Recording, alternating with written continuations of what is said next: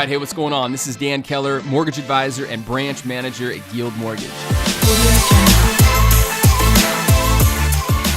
All right, hey, what's going on, friends? This is Dan Keller, your mortgage advisor at Edmonds Mortgage. Today is Friday, sunny Friday, March 16th, and I want to welcome you to another episode of Making Sense of the Markets. This is episode 10 of 2018, but today I want to take the focus off the markets, and I want to share some pain with you. I want to talk with you about something that happened to me last week, and I know that either right now or sometime in the future, this information will help you. You may or may not know this, but I run a branch for Edmonds Mortgage. I have 33 employees, and 13 of which are mortgage loan officers like myself. And last week, something happened to me that any leader of an organization fears, and that's losing a key player. Not only did I lose one key player, I lost two. And initially, as it happened, it's the first time it's happened to me here as a manager at Guild. I was paralyzed. I became and was becoming paralyzed.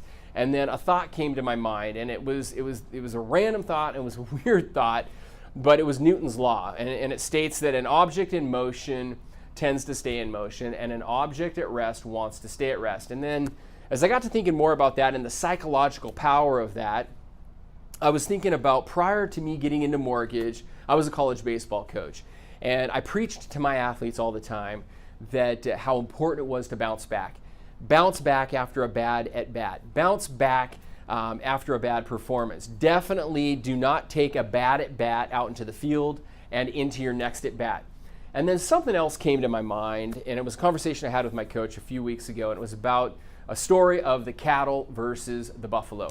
And in this story, I want you to picture this. You've probably seen it in history books or in the National Geographic, a picture of the great American buffalo with a snow-plastered face. And that is because there are the plains that we have the Continental Divide and the Great Plains east of the Divide. And every winter, the storms come down through the mountains. They're violent, they're incredible storms. And there are cattle and there are buffalo on these plains.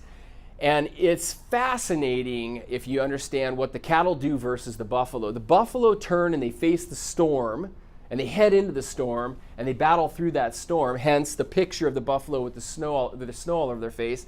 But what the cattle do is they turn and they run away from the storm. After these storms have passed, you see, come the spring, you end up seeing hundreds of cattle carcasses on the plains. And what happens is the cattle get caught in the storm. The cattle die because they stayed in the storm too long. The buffalo, they turn, they face the storm, they plow through it, and they live. And so my challenge to you today is to be the buffalo. Face the storm and plow through the storm. Be the Trojan baseball player and bounce back fast. And I want to close with this. My coach taught me this too this last year, and the timing of this is just incredible, helping me bounce back through a situation like this. Is that, think of it like this, in life and in business, we are always either heading into a storm, we're either in a storm, or we are coming out of a storm. And if you are heading into a storm, my message to you is to face the dang storm. Face the storm. If you're in the storm right now, keep moving. Don't stop. An object in motion wants to stay in motion. Stay in motion, and you will make it out of the storm. And my last thing is, if you're coming out of a storm, what did you learn from it? You know, my mentality as I went into the storm and battled this storm helped me learn something, and it helped me bounce back. This last week was one of my best weeks in business. I met with 4 new recruits. We funded 5 loans today. We funded the 5th loan today. I met with 8 new home buyers this week. An incredible week.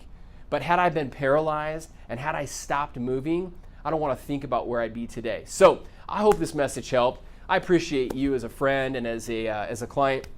If you need anything from me, let me know. And I look forward to coming back next week with a message about the markets. Talk to you later.